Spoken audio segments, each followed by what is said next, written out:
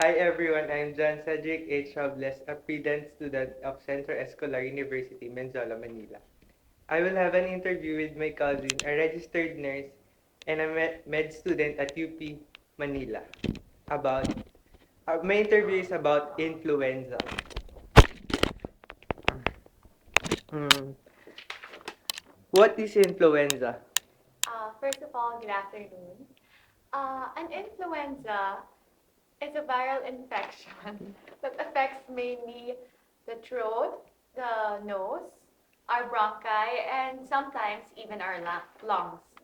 It usually lasts for a week and is characterized mainly of sudden onset of um, severe headache, high fever, aching muscles, sinusitis, and sore throat.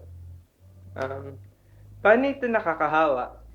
Maaari tayong mahawa sa pamamagitan ng mga drops ng laway o ubo ng mga apektadong pasyente. Sino po kaya ang maaari magkaroon ng flu?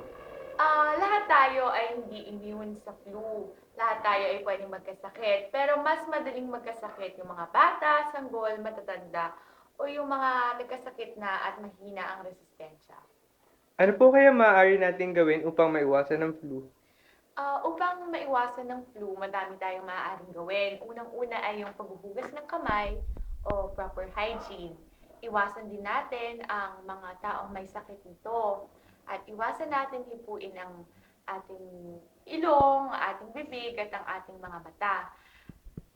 Kailangan din nating magtakip ng mouth kapag umuubo. At mas makakatulong kung kakain tayo ng masusustansyang pagkain at iinom tayo ng vitamins para lumakas ang resistensya ng ating mga katawan.